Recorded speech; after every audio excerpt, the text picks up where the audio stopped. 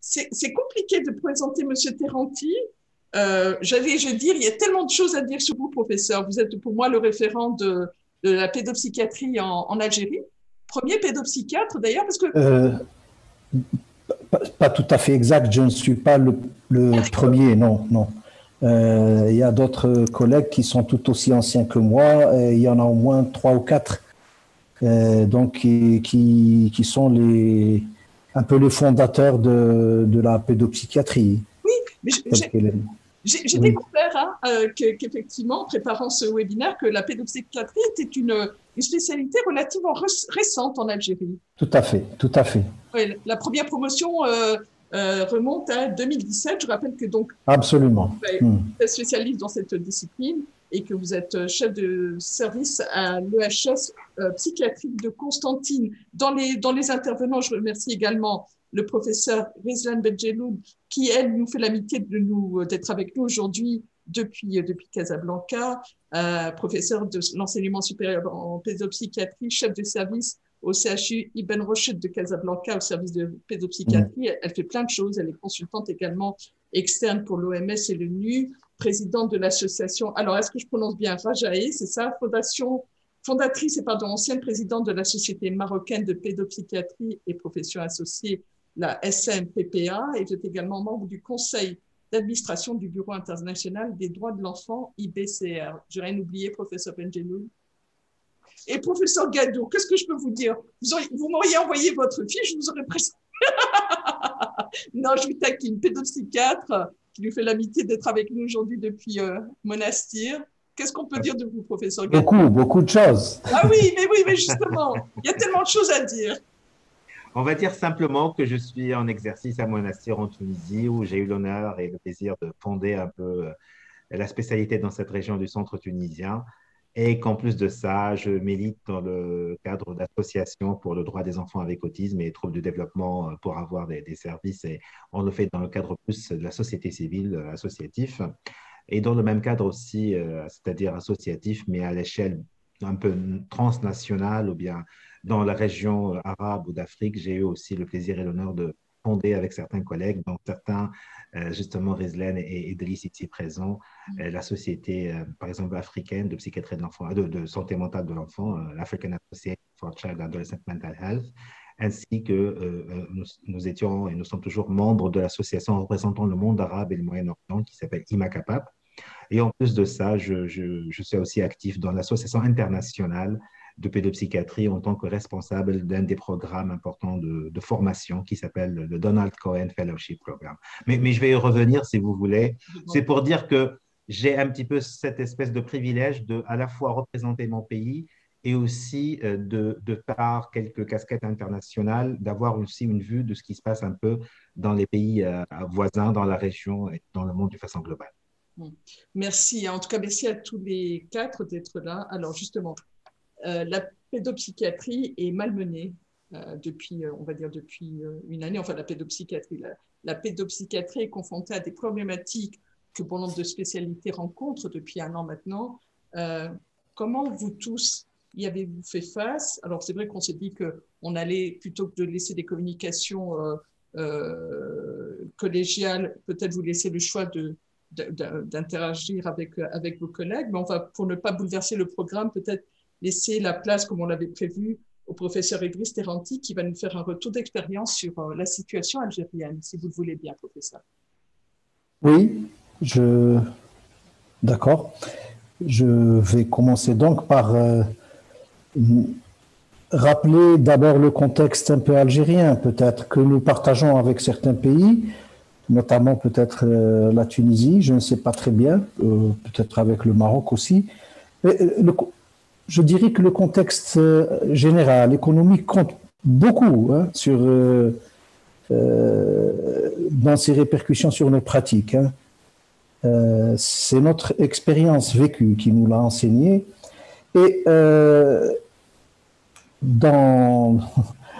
je pense qu'il est aussi partagé un peu partout dans le monde entier du fait de l'impréparation de l'ensemble des intervenants dans le champ de la santé mentale et de la santé en général à cette catastrophe qui est majeure. ce que je peux dire en ce qui nous concerne, et ce qui a rendu encore plus difficile un peu notre adaptation et notre réaction à cette pandémie, c'est que près de la moitié de l'économie en Algérie est une économie informelle, c'est-à-dire qui échappe complètement à la réglementation, au contrôle des institutions de l'État. Et près de la moitié de la population vit de cela. Et si on ajoute donc la précarité, la promiscuité, on comprend très bien que les mesures édictées par les institutions, donc chargées de gérer la pandémie, ne puissent pas être appliquées telles qu'il se doit. Hein. À la fois les mesures collectives, mais les mesures individuelles également.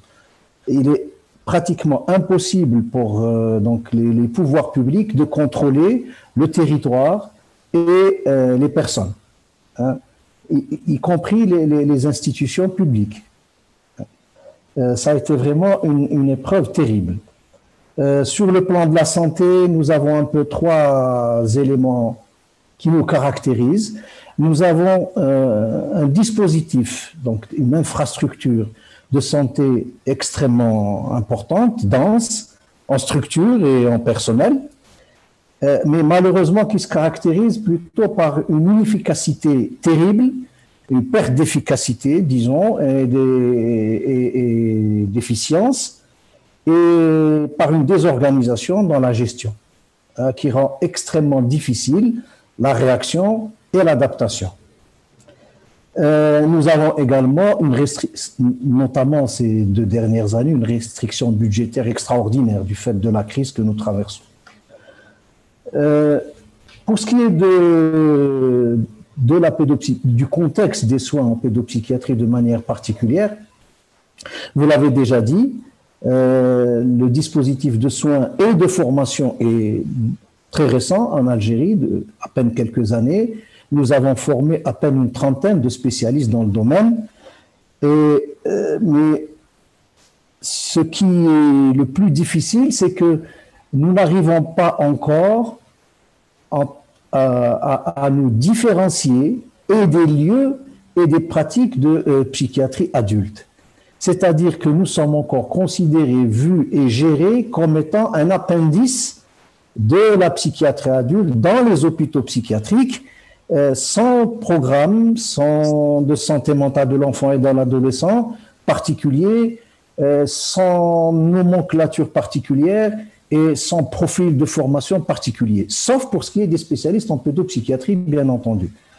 C'est des difficultés qui s'ajoutent, donc, et qui ne nous permettent pas de réagir avec nos propres moyens et nos propres, disons, notre propre... Pardon, j'ai quelques difficultés là. Et disons, notre propre démarche, avoir notre propre démarche. Toujours est-il que dans ce contexte, nous fonctionnons quand même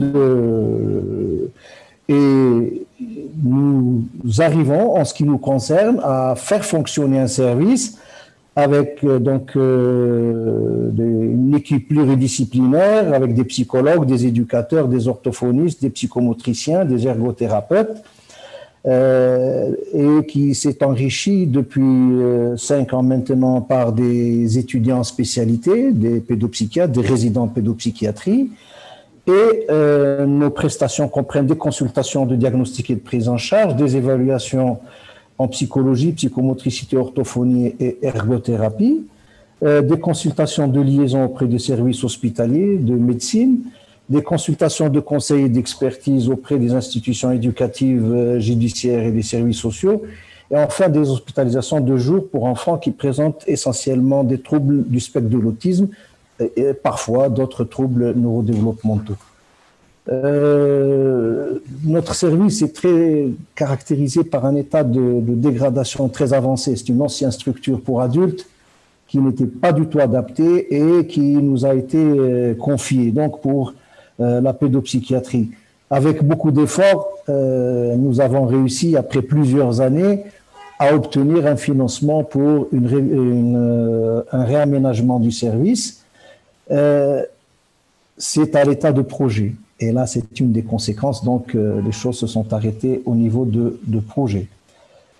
Donc, nous étions un peu à ce niveau au moment où l'épidémie a démarré à Alger, et puis elle a gagné rapidement. Donc, c'était vers la mi-mars en ce qui nous concernait, et elle a gagné rapidement les autres régions d'Algérie.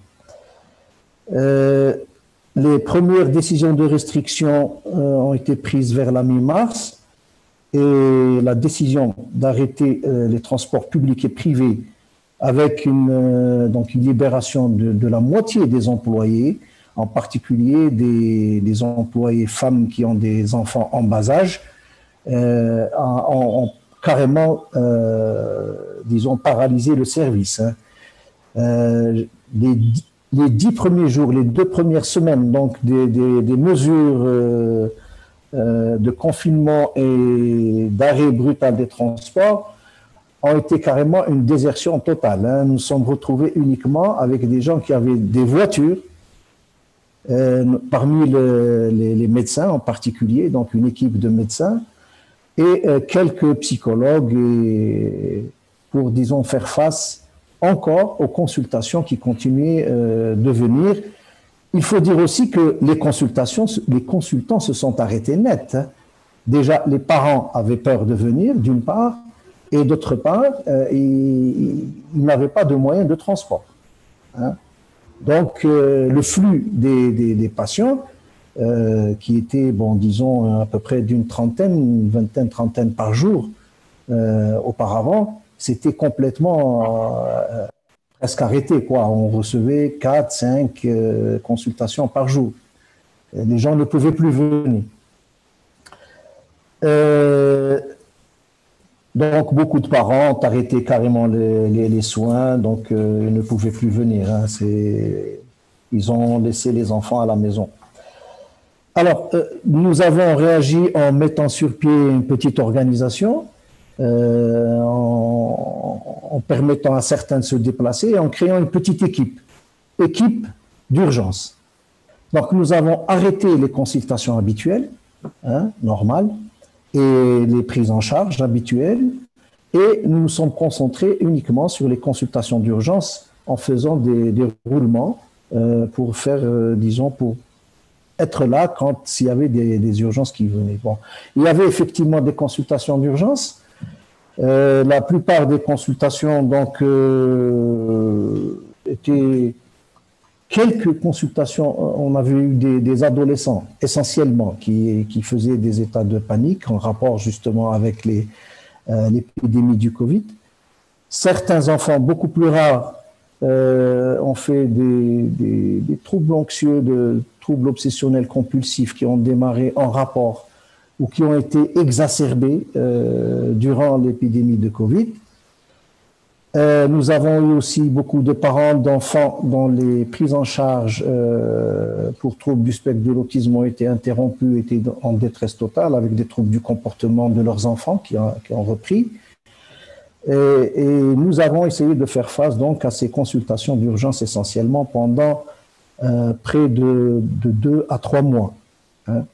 Ce n'est que vers le mois de juin, fin juin justement, quand après le premier pic de l'épidémie, que nous avons repris un petit peu les consultations de manière systématique et nous avons mis en place donc des procédures d'accueil, de consultation sécures, avec disons, une organisation temporelle qui permettait de voir une bonne partie des demandes de consultation, y compris des nouveaux cas qui ont été repris. Donc, nous avons aménagé les espaces, les procédures d'accueil, les procédures de sécurité pour les parents, les enfants et les soignants.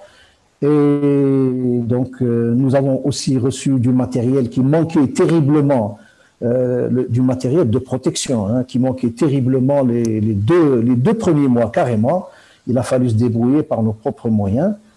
Et nous avons ainsi, petit à petit, repris les consultations en introduisant, chose que nous n'avions pas dans nos traditions, des rendez-vous stricts à des heures strictes. Auparavant, les gens pouvaient venir, même s'ils avaient rendez-vous donc à 10 heures, ils pouvaient venir à 9 heures, à 8 heures. Bon, on permettait aussi qu'il y ait eu des retards, des récupérations, etc. On était très souple et là, on a été obligé de pratiquer une gestion du temps à laquelle on n'était pas habitué, mais qui nous a permis vraiment de travailler de manière très sécure. Hein. Les espaces aussi, les bureaux ont été réaménagés et on a pu reprendre petit à petit nos consultations. C'est le principe donc qui a été gardé jusqu'à maintenant. Il faut dire aussi que l'enseignement a été complètement arrêté pendant toute cette période et il n'a repris qu'à partir du mois de septembre. La moitié à peu près du personnel a été contaminé par le Covid, a été atteinte, et y compris des médecins, y compris moi-même. Donc, beaucoup d'entre nous ont été contaminés. Alors, j'ai parlé tout à l'heure du contexte. Les mesures que nous avons prises au niveau du service, justement, ont permis à ce que les contaminations ne se fassent pas dans le service. Peut-être dans les déplacements et au niveau du transport, mais à l'extérieur, vraiment, c'est une catastrophe. C'est-à-dire qu'après 3 mois de confinement, à partir du mois de la fin juin, donc quand il y a eu une petite décrue, après l'Aïd notamment, de l'épidémie, la population dans les grandes villes a décidé pratiquement de sortir. Les rues étaient envahies par la population. Les marchés informels autour des rues, donc dans les places, n'ont jamais cessé et la foule était dense et pas de mesures de protection. Donc, il est vraiment très difficile d'aller travailler quotidiennement sans risque. Hein. C'est quelque chose d'un exercice qui a été très difficile et peu d'entre nous ont pu échapper donc à la contamination. Voilà globalement les choses, comment elles se sont passées. Alors, disons que nous avons essayé de mettre sur pied la vidéoconsultation. Malheureusement, bon, il faut dire que nous n'étions absolument pas équipés pour ce genre de travail. Certains médecins de l'équipe ont utilisé leur téléphone, les psychologues, donc leur smartphone et leur numéro donc, de téléphone direct. Je ne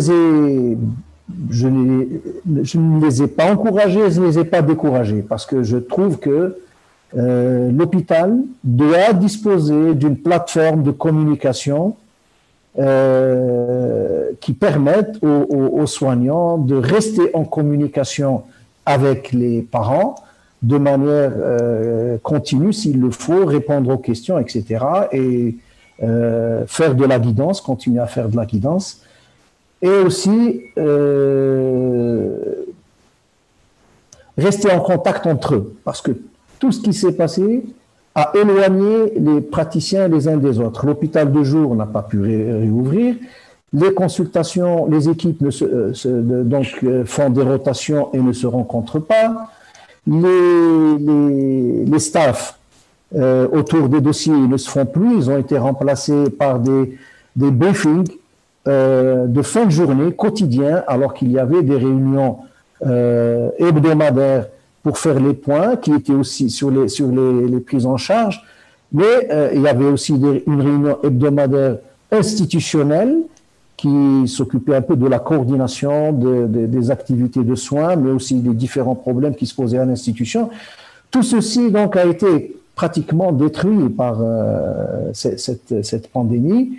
Et les conséquences ont été directes sur les membres, donc une démobilisation, un relâchement, et ça, disons, c'est un vécu assez pénible. Alors, pour ce qui est des patients, donc je vous ai dit à peu près les difficultés qui se sont annoncées. Le problème numéro 1 s'est posé au niveau des enfants qui étaient pris en charge de manière régulière pour des troubles du spectre de l'autisme et qui ont été contraints de rester à domicile, du moins pendant disons les 3 premiers mois, 4 premiers mois, parce qu'ensuite, il y a eu des sortes comme ça, même ceux qui étaient pris en charge dans des structures associatives ou dans des structures privées ont été obligés d'arrêter. Mais certaines structures privées ont repris.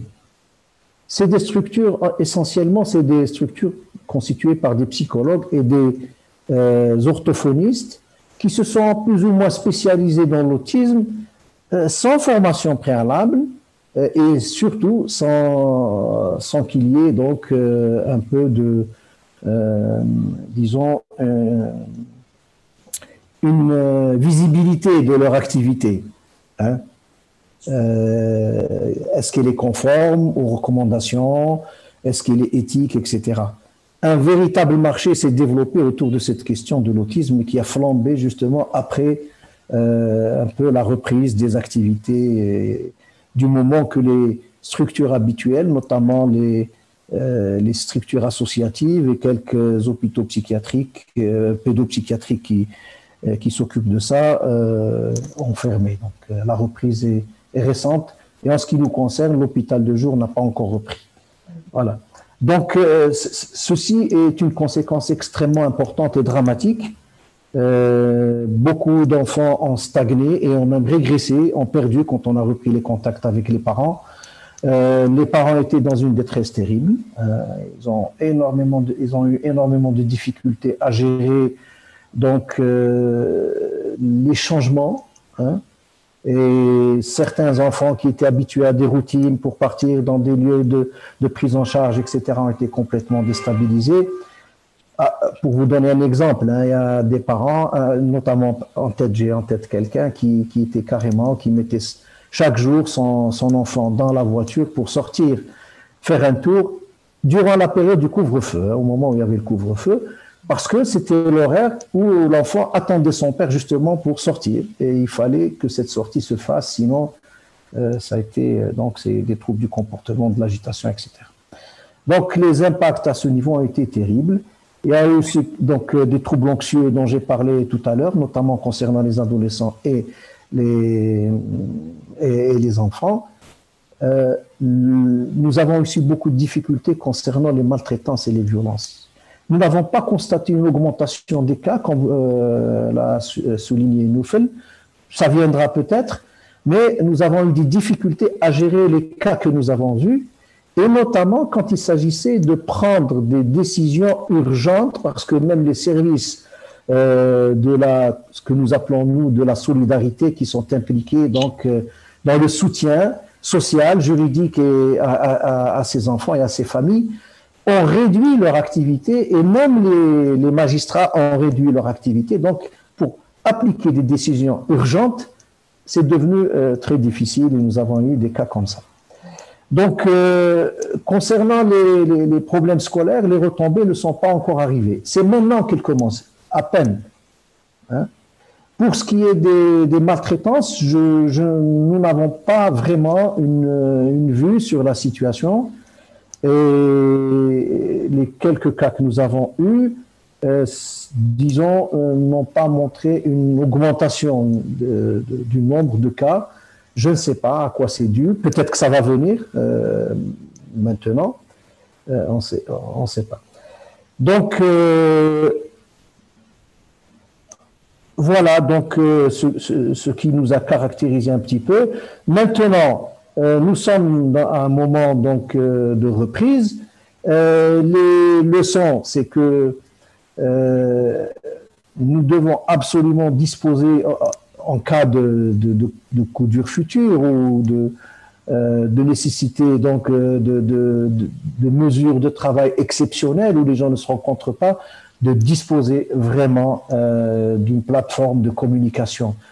Les intervenants doivent rester liés entre eux, doivent communiquer entre eux.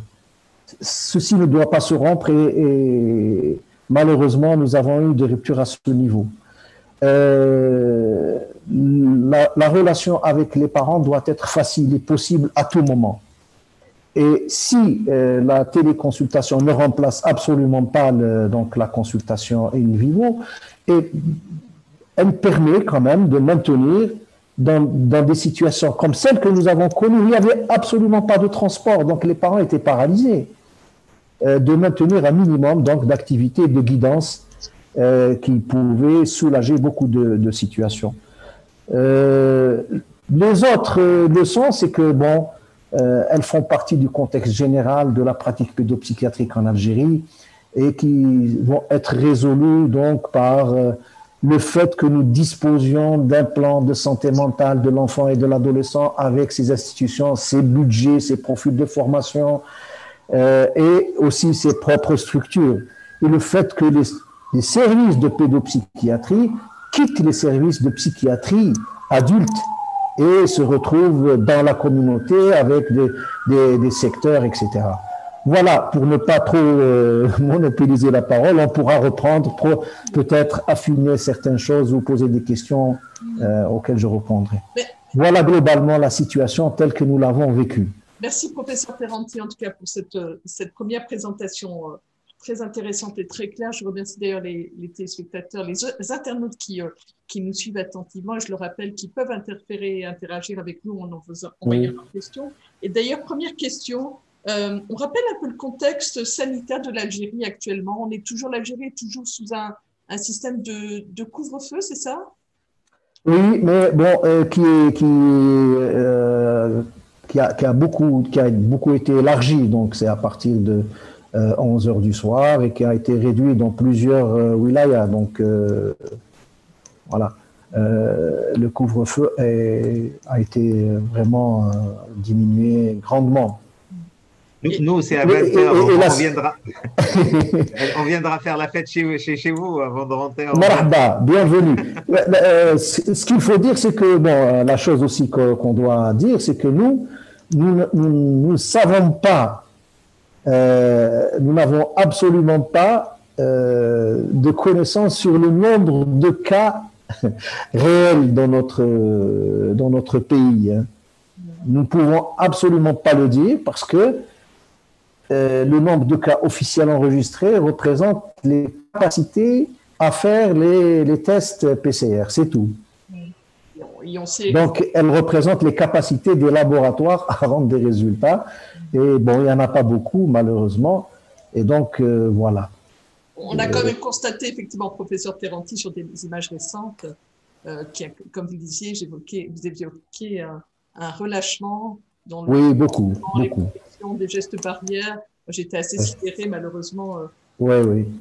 Par contre, si vous permettez, juste, nous avons quand même des indices indirects, notamment pour nous qui sommes dans la santé, qui nous permettent de dire qu'il y a une décrue réelle de l'épidémie.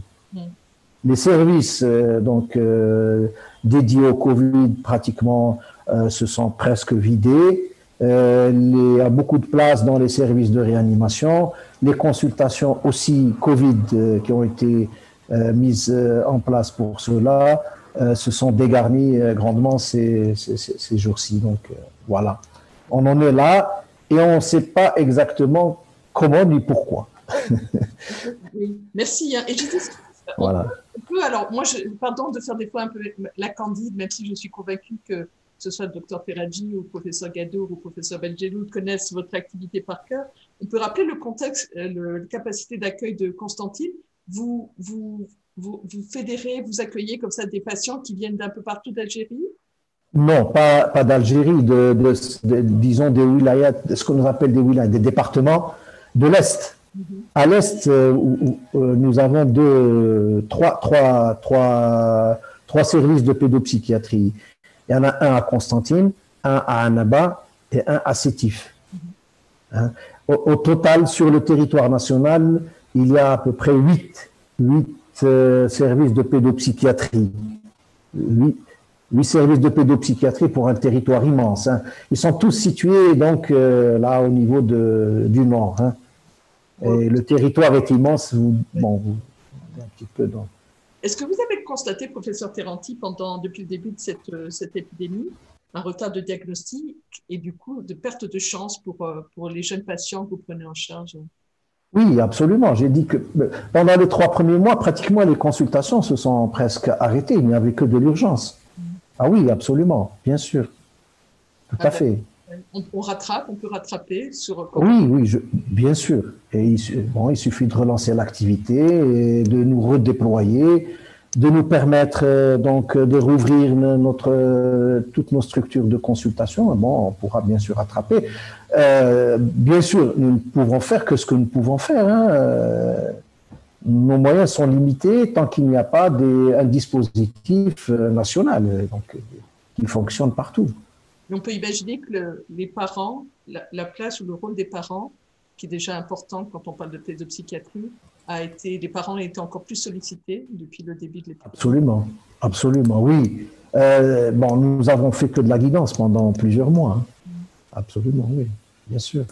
En France, on évoquait cette troisième vague qui serait plus effectivement les conséquences effectivement sur la santé mentale, des répercussions, les séquelles qu'on ne mesure pas aujourd'hui, parce qu'effectivement, on est toujours dans cette phénomène de sidération avec en France effectivement des régions qui sont confinées partiellement, cette pression effectivement, en tout cas ce phénomène de sidération. Vous l'attendez vous aussi, cette troisième? Je pense, oui, parce que les expériences de mes collègues, par exemple à Alger, à Blida, sont un peu différentes, hein, ce ne sont pas les mêmes.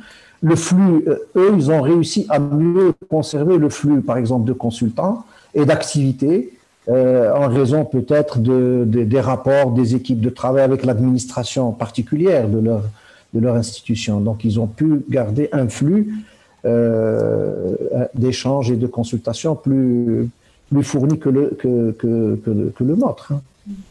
Et juste, oui. Eux, par contre, ils ont reçu beaucoup plus de cas ayant eu un impact direct avec la Covid. Donc, dans nos échanges, ils nous ont informés de cela. Et donc, bon, nous nous attendons, nous aussi, à recevoir ce type de conséquences. Donc, est-ce que vous avez constaté, du fait du confinement, de cette période qu'on vit tous depuis une année, est-ce que vous avez constaté une croissance des pathologies exacerbées par le confinement, des conduites à risque, des tendances suicidaires? Est-ce qu'il y a des choses comme ça qu'on peut vraiment associer, des pathologies qu'on peut vraiment associer à cet enfermement, à cette inquiétude qui est pas toujours bien compris ou bien perçu ou bien accepté par les jeunes qui se sentent un peu privés de liberté et qui se sentent encore plus privés de liberté quand ils souffrent de pathologies? Oui, ceci ne s'est pas exprimé de manière directe dans nos consultations, hein, notamment chez les adolescents et les jeunes. Mais je dois vous dire que beaucoup de jeunes, il est pratiquement impossible de rester confiné dans les conditions de vie dans les cités populaires. Les gens ne sont pas confinés. Quand vous quittez les grandes avenues, les grandes artères, les gens sont dehors. Ils restent dehors. Ils ne peuvent pas rentrer et vivre dans un appartement, je ne sais pas à combien ils sont. Donc ils restent, ils sortent. La rue attenante à leur cité leur appartient toujours. Donc, je suppose, oui, leur appartient toujours et ils y vivent. Hein, écoutez, en plein mois de juin, juillet, il y a eu des mariages, il y a eu des fêtes, donc les gens se sont déplacés dans des enterrements aussi, et oui. Moi, juste comme ça, une anecdote, moi j'habite à la nouvelle ville, la Constantine, donc c'est une immense cité, et ben, c'est vraiment, la police joue avec les jeunes et les adolescents au chat et à la souris, la nuit. Hein. C'est bon. Ensuite, la police laisse faire. La police arrête bien des conducteurs de voitures qui ne portent pas le masque pour leur rappeler ou pour les verbaliser, mais ils sont incapables de contrôler le flux, hein, par exemple, de personnes qui marchent dans la rue et qui vont faire leur commission. Hein. Dans certaines files devant les bureaux de poste en Tunisie, au début du mois, quand on va servir les primes des familles démunies, voilà, pour les plus pauvres, etc., ils se passent là-bas le masque les uns aux autres pour pouvoir entrer eux-mêmes. Donc, exactement. Voilà, Voilà, que ça va. Donc, ça, Oui. Donc, c'est un peu ces conditions, voilà. Et moi, personnellement, je n'ai pas rencontré ces cas d'adolescents qui se sont révoltés à cause de l'enfermement. Peut-être qu'il y en a dans d'autres quartiers, mais là où je vis, où je travaille, je n'ai pas rencontré ça. N'hésitez pas à interchanger, professeur Benjelloun, réagir aussi sur ce que vous Oui. avez éventuellement vu en tant que professionnel de santé, comme vient de le faire professeur Gadour, sur, là, c'est pas le professionnel, c'est le citoyen, sur les comportements au Maroc